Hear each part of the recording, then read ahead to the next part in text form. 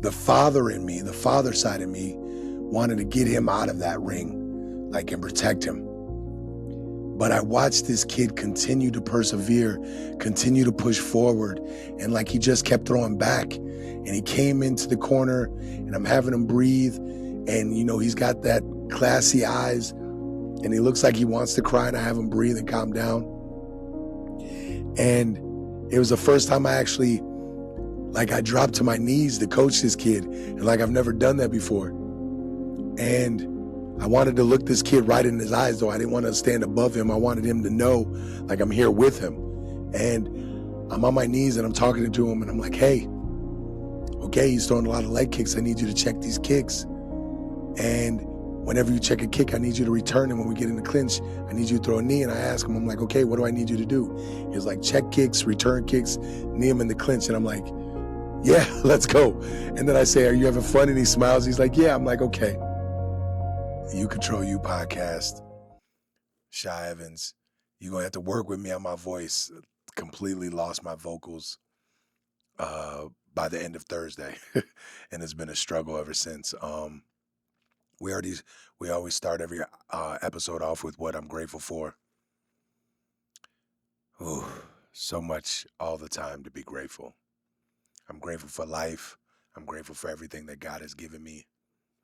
I'm grateful for my family, my friends, for being here. I'm grateful for, once again, another opportunity to coach at such a big tournament. I'm always blown away by the amount of love and appreciation that you see there.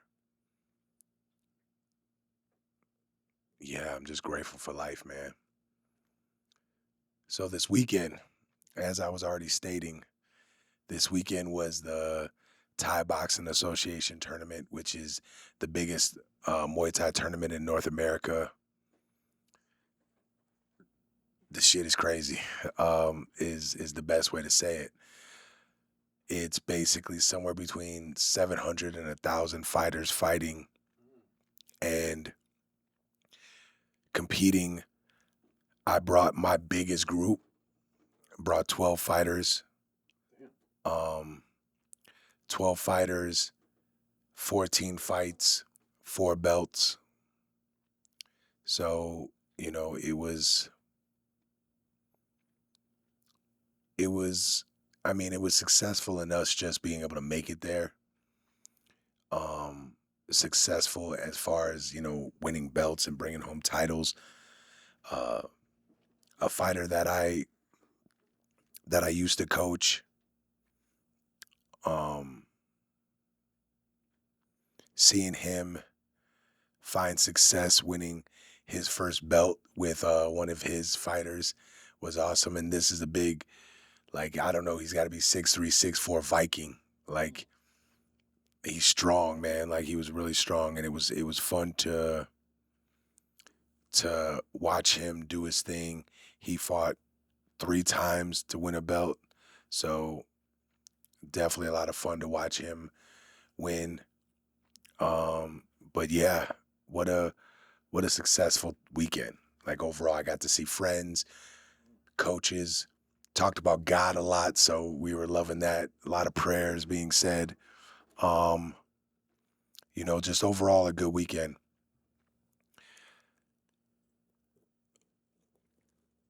I've spent the last 4 months prepping everybody for this tournament. And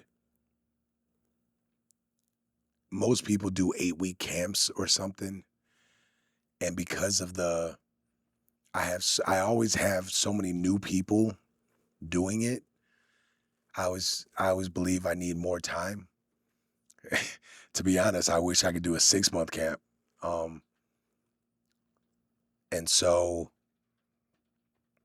it's something I'm going to analyze for sure, but it was fun. Ages range from 10 to like 46. Yeah, it was first time I've had juniors like this. Like, we've had teenagers before, but never juniors. We've had seniors before, but I've never coached 2 of them. bananas is what I'll say, is straight bananas. So this year's experience, though, definitely forced me to be a better coach. That's how I'll say it. Like, it really pushed me to the brink. I had so many people that were just going through a lot of stuff mentally and emotionally. A lot of people that built confidence in this tournament or in this process and built a new foundation for themselves. People that were suffering from eating disorders or, not so pleasant thoughts. And now to watch them springboard back into things, into becoming new humans on top of therapy and on top of the things they're already doing, has been amazing.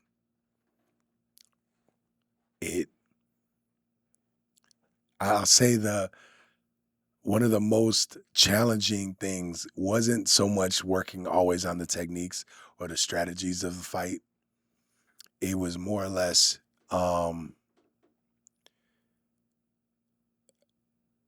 staying patient while working with different personalities and ages and skill levels. It definitely tested my patience to see what we were gonna do and where we were gonna go.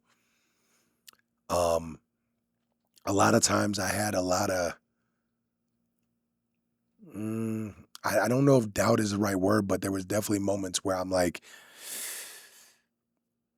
what can I do different? Like, it was always this curious mind frame of like, what can I do different to help them learn and gain the knowledge that they need in order to compete. And it's something about leadership. I don't know if I've talked about it enough. Maybe Corey, you can let me know if I have, but a lot of leadership is leading when you don't have all the answers. it's crazy. Like, I don't have all the answers yet. I have to lead, or instead of have to, I'm blessed that I get to lead. And it's just trusting in myself and in my gut and in what I'm saying and what I'm doing that will work for them, that will help them grow and be able to be ready for this event, and trusting my experiences and what I've gone through to continue to move forward.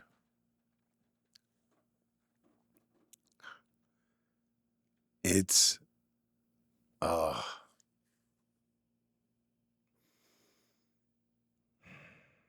there's so many moments that have happened in this camp where I've seen people cry and people break and people want to give up, and sometimes they do give up.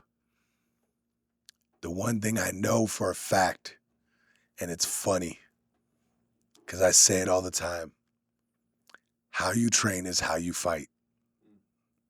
And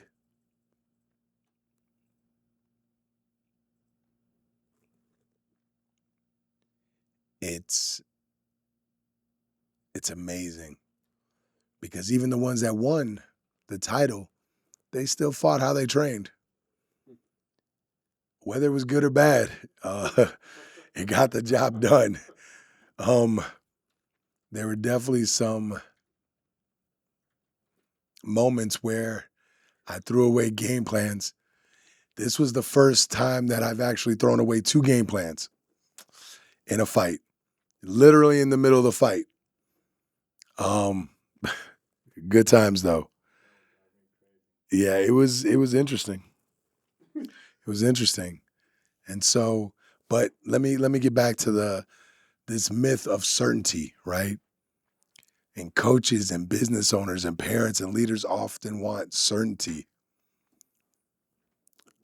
And we continue to show up when you don't know how everything will work out. And it's It's the faith that we have in ourselves, the faith that we have in our ability to lead, our faith in others that keeps us pushing, that allows us to be who we are.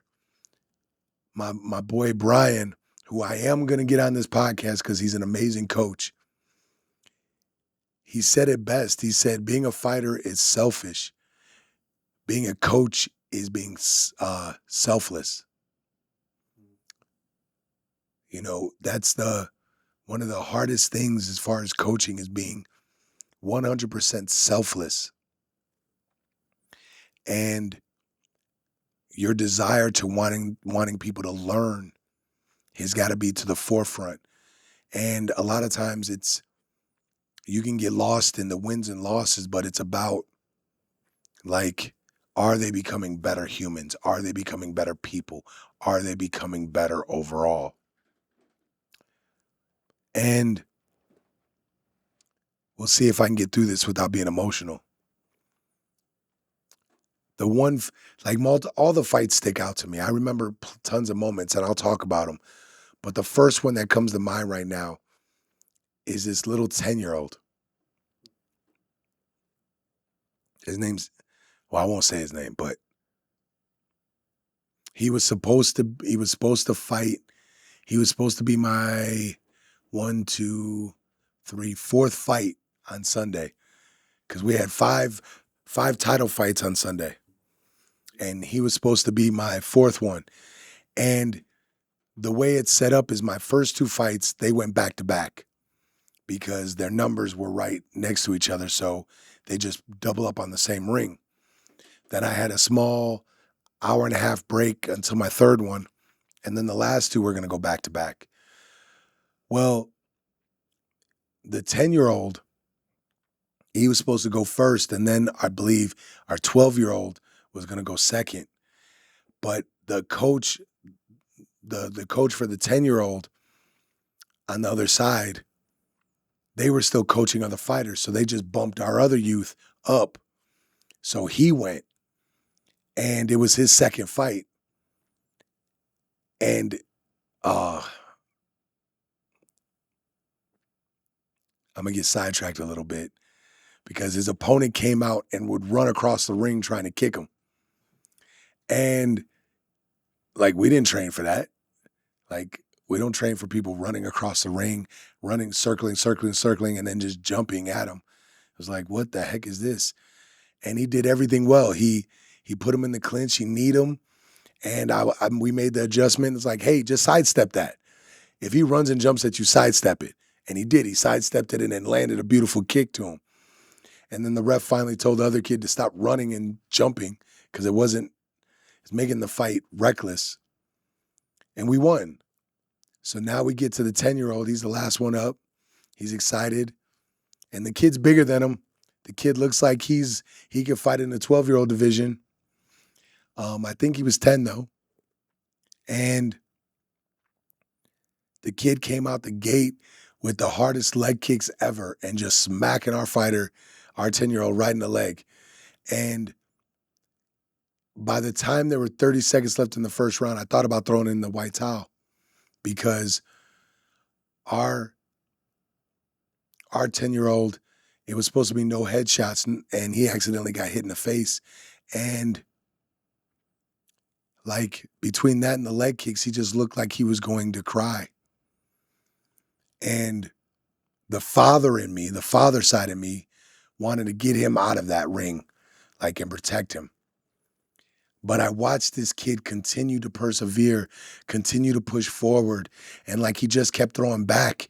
And he came into the corner, and I'm having him breathe, and, you know, he's got that glassy eyes, and he looks like he wants to cry, and I have him breathe and calm down. And it was the first time I actually, like, I dropped to my knees to coach this kid, and, like, I've never done that before.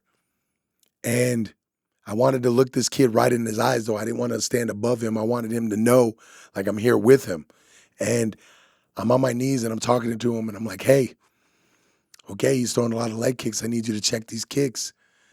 And whenever you check a kick, I need you to return. And when we get in the clinch, I need you to throw a knee. And I ask him, I'm like, okay, what do I need you to do?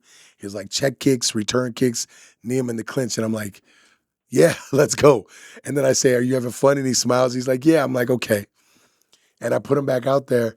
And this kid is just chopping our kid's leg. But he's starting to do a better job checking. But every time he misses a kick, this kid returns a kick. This kid is a monster that he's going against. And I'm in awe of this other kid. And the second round ends, and like our kid's leg is red. Like it is red. It's beat up. I know it's going to look like frozen meat here in a second.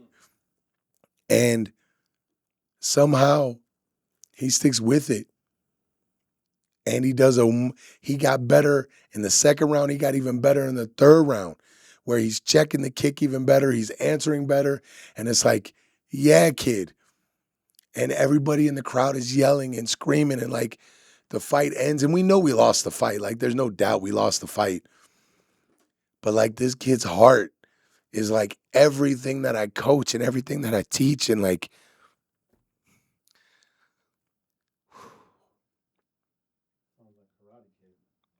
I mean, basically, but he didn't win. Like at least, yeah, man, you see a 10-year-old go through this, and like you could see the doubt in his own face, and you could see the fear in his own face, and you could see like he doesn't know what to do. And like as a coach, you're just asking him to do these things, and he does it, and he continues to do it, and it's fucking amazing. And the fight's done, and we show love to the other corner. And I know the guys in the other corner. I know this gym. Like we've gone against them so many times, either at this tournament and or other situations with fighters. Like I support one of their main pro fighters. Like I love him. Like it's dope. And I tell them this kid's a monster, and they're like, yeah, we didn't know. We didn't know it was in him like that. And so, like, I have our 10-year-old look at the crowd, and I pick him up because I'm just so proud of him. Like, that's a warrior. Most adults would have quit on leg kicks like that. Most adults would have gave up. Like, I've seen it happen. I've been on both sides of the fence. And he kept going, kept getting better. Like, it's so inspiring. The entire team was amped up. Like I wish that fight could have happened first, because everybody else would have like been feeding off of that. And he didn't have the skill. And we knew like he doesn't throw hard in the gym all the time. And like he wants to be a fighter. But the heart, like I take that heart over skill every day. Every day of the week. I take that. I could build something off that.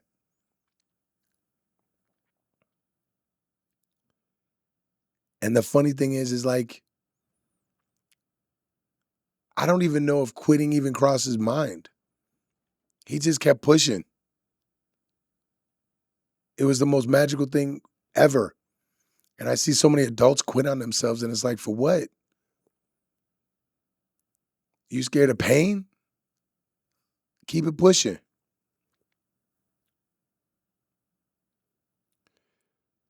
Huh. Which brings me to this. These people train for 4 months for an opportunity. And it's important that people understand this. They train for 4 months to be able to have a shot, not a guaranteed win, to have a shot at a championship. 4 months. What is that, like 120 days? It's like a third of the year. A third of the year these people sacrifice just to be able to go and show up. No guarantee of a win.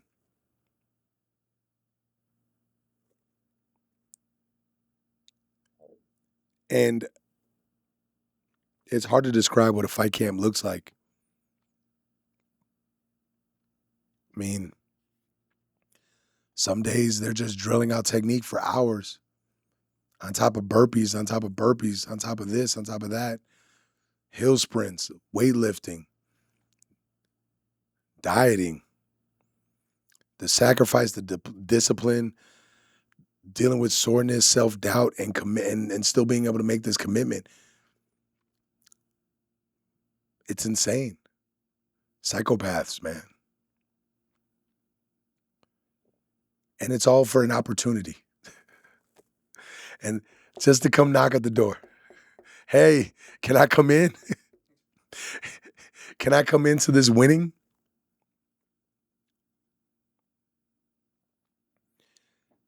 And I stress that so much in this camp. Like, all this training you're doing doesn't guarantee a win. All it does is give you this opportunity. And like, people get obsessed with the wins and losses, when the obsession should really be in making yourself the greatest version you can for this thing that you want to do, this thing that you love to do. Be obsessed with that. Be obsessed with being curious about becoming better. Be obsessed with being a better version of yourself in this thing that you're trying to accomplish. Better yet, not trying to accomplish, that you will accomplish. And as I stated, I brought 12 fighters, only 4 belts.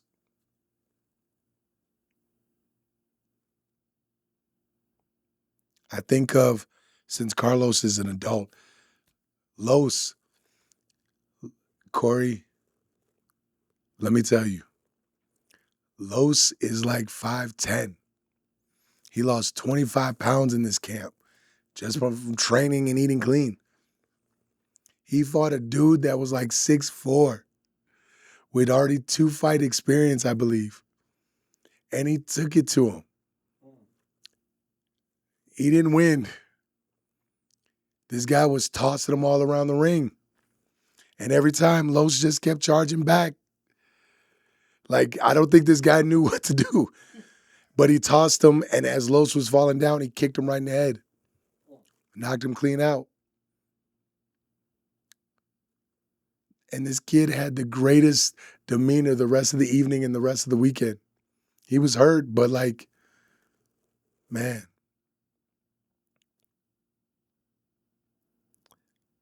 I watched Pat, my Irishman, have no experience and go against this kid that had 2 fights experience and like took him to his limit. I thought we were going to drop him in the 3rd round. Like, he hit this dude so hard in the 3rd round and knocked his mouth guard out. And like, if that mouth guard didn't come out, I think Pat was going to put him down. The mouth guard's popping out saved him because the ref broke it up. And like, man, I couldn't be more proud of him. Laney, she recovered from an Achilles tear to come back. Alahi and Matt, they spent so much time helping the team. They were my team captains. They put in so much time helping and leading. And they fought at B class, which is like a whole level up. And Alahi won his first one in a dominant form and lost a split decision in the second one. Matt lost a split decision. Like, tough fights.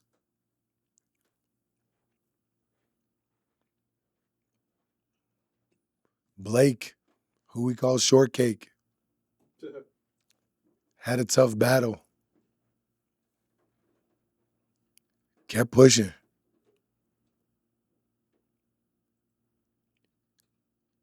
My 12-year-old won 2 fights by decision, wins a belt.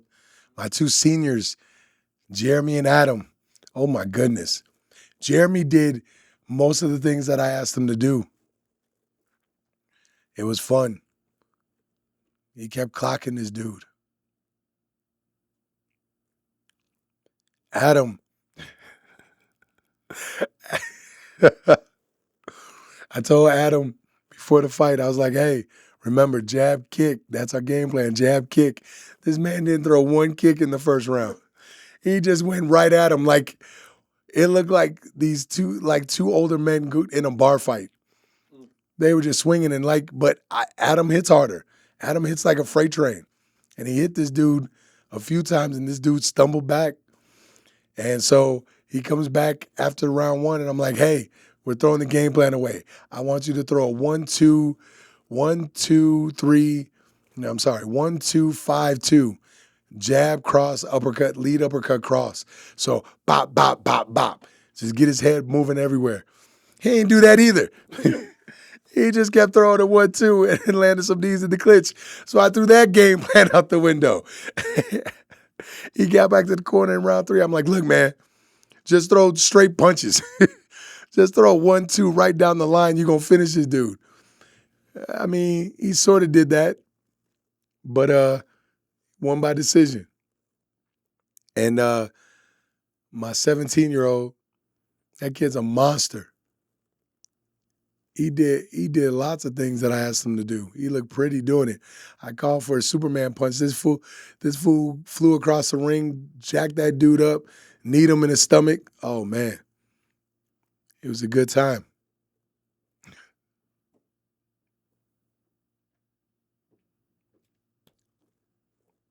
So much heart, though, man.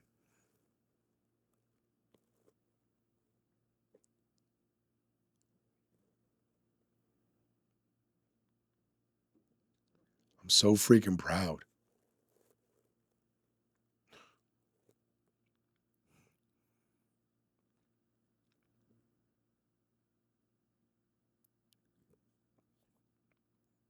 It's such a weird feeling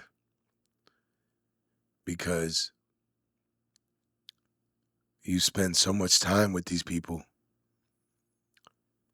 and your competitive side, of course, wants to win every title. Of course.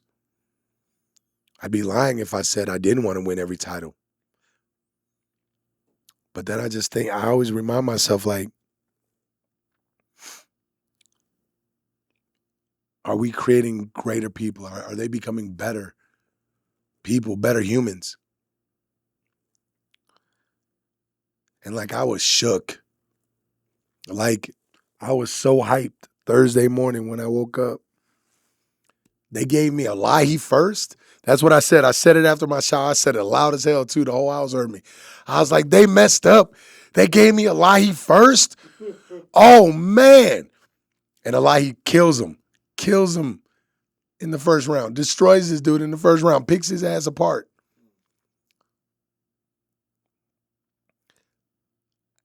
He was doing so good, I called for I call it a spinneroonie. I was like, yo, spinneroonie's there, set it up. He spun around, kicked that dude in the stomach, and then kneed him and called it a day. It was dope. Super dope. And then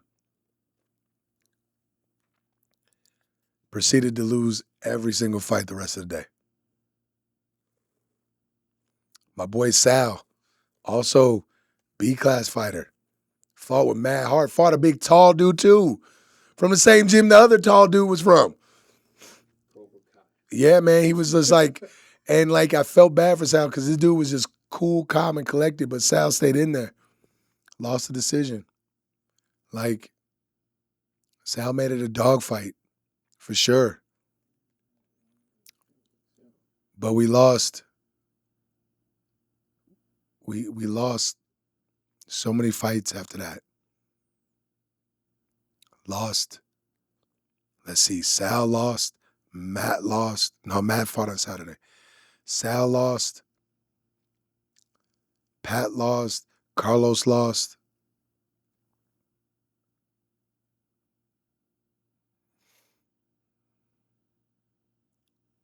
I mean, no, screw it.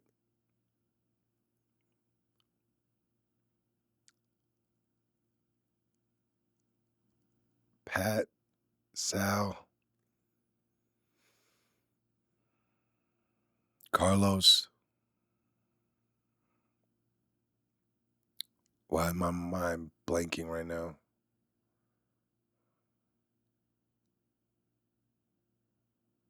Maybe that was it. Maybe we only have 4 fights on that first day. But then Matt lost. Laney lost.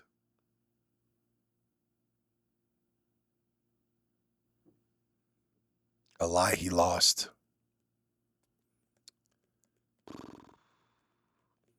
Cash won. No, that was Friday. Yeah, Thursday and Friday. So everybody was, yeah, man, that hurt. I remember Friday night going into Saturday, I cried. I just sat in the room and cried because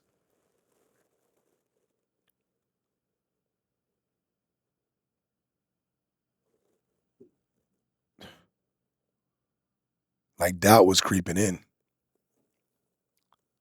Like we just lost all these fights. Like, and I felt so bad because like I'm replaying the fights in my head. Like, okay, what should I have called differently? Like just doing what I do. Blake lost. That's who I was missing. And like knowing that I have to I got to pull my shit back together to be on point for Saturday so I could be ready to coach Saturday and then be ready for Sunday. Yeah, it was difficult.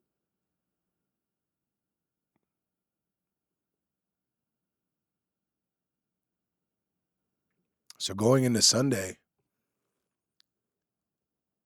like we had 2 wins and crap, if I brought 12 fighters, I had 14 fights, 4 wins came on Sunday.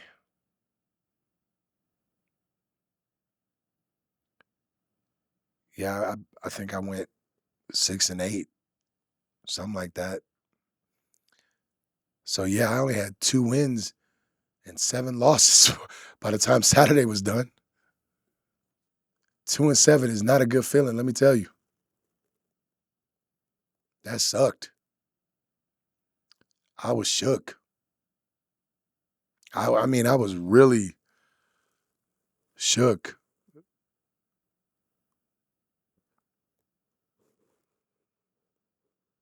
Friday night was worse. I cried Friday night. Saturday night, I felt a little better. And I just knew I had to find it. And the hardest part about like a tournament type situation is, at least for me, is like I'm processing the losses to see what I could do better while also thinking about like, okay, do I need to make any adjustments? Like, do I have to change something for the upcoming fights? And the only thing I changed was like, I went back to like an old school style for me. Is like, hey, I told every fighter, I'm like, that fought on Sunday, I'm like, hey, if I scream now, I need you to charge in 1-2, 1-2 nonstop, clinch them and land some hard knees. Like overwhelm them. Put so much pressure on them. They don't know what to do. And it worked. You know what I'm saying? So, but yeah, it was rough. And it's so weird because like after the fight, walk with the fighter. And usually like I don't get to walk with the fighter because I got to get all the way to the back again to start working with the next one to make sure the next one's ready to go. And like I hear everybody's out there, like the family, friends, the rest of the team, they cheer for the fighter in the hallway. And like it's so dope. But like I'm trying to cut through them to try to get in the back. And like even after we won the titles, it's like we won the first two titles, and like we're all walking out there, and I told those two, the older guys, I'm like, hey, I told Adam and Jeremy, like, walk out there together, like, enjoy this. This is for you. You deserve it. And like I'm trying to get in the back, and it's like whether we lose or we win, I don't get to like really process them and really get to enjoy it because I'm on to the next one. Like I have no choice. I have to be ready to go to the next one. And so like I'm still processing them now as we speak, and it's tough, but you know, they all work so hard.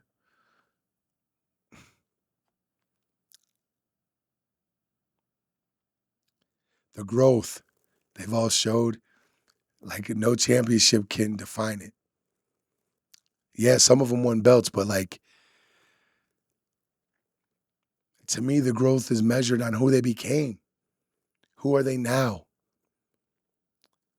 And I told them all, like, remember this. I even said it in a newsletter that we sent out last night. Like, remember this. This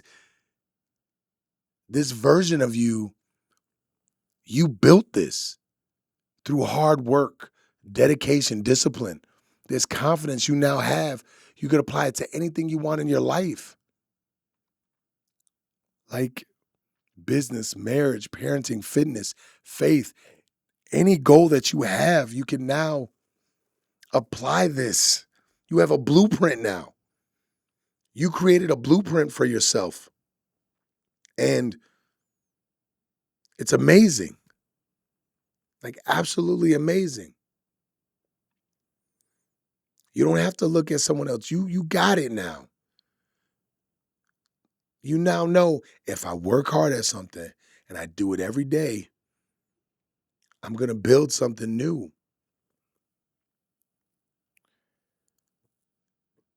It's what I'm most proud of as a coach, like watching all these people show up, people facing their fears, seeing themselves become stronger, watching the family and the teammates and people from the gym show up. Like Des Moines, Iowa was like damn near 5 hours away, and people driving to come support is amazing. Like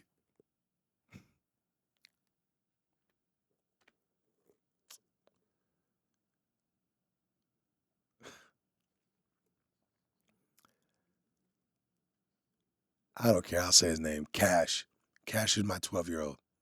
His real name is Cassius, named after Ali.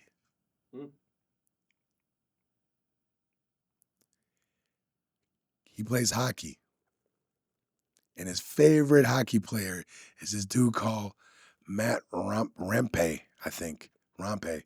6'8", plays for the New York Rangers, and all he does is he fights. He just knocks people down, and he's like the enforcer on the ice. And like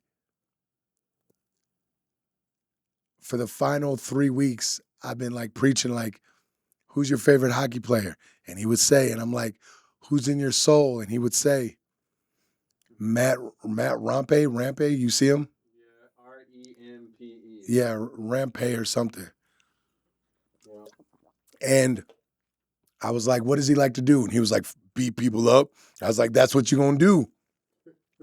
And in his first fight, I kept asking him, like, who are you in your soul? And he would say, Matt Rempe. And I would say, then I would say, what does he like to do? He was like, beat people up. I'm like, okay, let's go do it then. And he would just smile.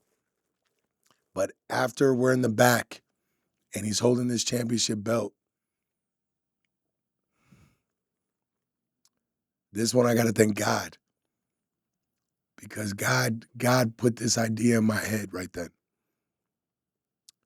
I looked at him and I said, hey, who's in your soul? And he said, Matt Rempe. And I said, no, he's not. I said, you are. What's your full name?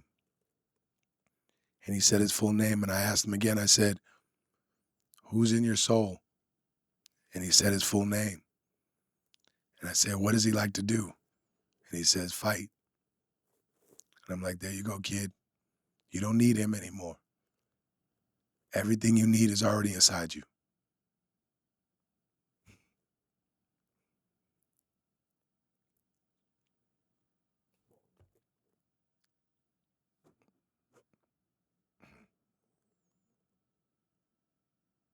I can't take credit for that. That's God.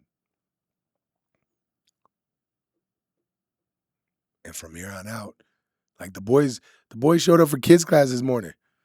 That's why I was running behind, like seeing these boys come in. They just fought. They're back at it, training.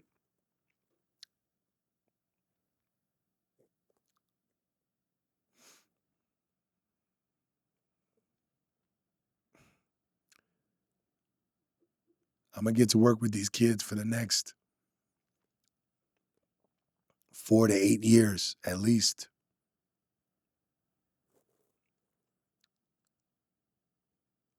And I have something that I can hang on to for them and remind them of who they are. That foundation of confidence. Look at what you did. You did this. You stuck with it. Nothing can beat you down.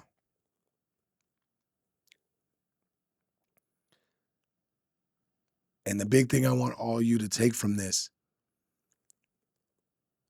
is that all you have to do is show up and work. Be dedicated to what you do. Be obsessed with it. Lose yourself in it. Never stop working at it. Blinders on. Doesn't matter what anybody else is saying. You stay focused and you can do it. But remember, it's just giving you an opportunity to walk up to the door. No guarantee you'll make it through. And if you don't, that's okay. Do it all over again. Do it better. Keep pushing forward. And eventually you'll get through that door. And the funny thing is, it may not be the door that you originally wanted to walk through.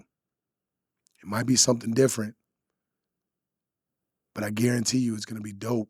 It's going to be incredible.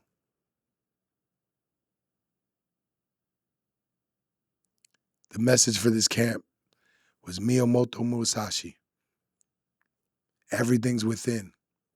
You don't need to seek anything external. Remember, you control you. Thank you for joining us. Thank you for rocking with me. Video's going to be coming soon. We got all the videos this time. This time I will be breaking them down. So yeah. You control you, baby. Make sure you like, subscribe, follow. We out. Peace. Shit, I'm about to go wait in this place when you dropping the bass in. The beat is at the streets of awaken. I'm making to break my foot off of somebody's ass. I'm waiting for someone to say my name so I can annihilate them. Okay, yeah. Everyone was screaming the rape when I was kicking at the gate till it caved in. Belly scraping by, but now I'm paid. Look at the paper I raked and I'm caking like Jay-Z and Drake. And I hate when people say that I ain't killing shit. The game is my playpen. I punch you in the face and end up breaking your break bands. I'm far from Hollywood. I'm posted up at the days in. Even though the industry say I'm the latest sensation. Drop the stuff at the board show. They're coming complacent. Mama saw me on TV with just a bum in the basement. You a cat and save a whole you. I think your baby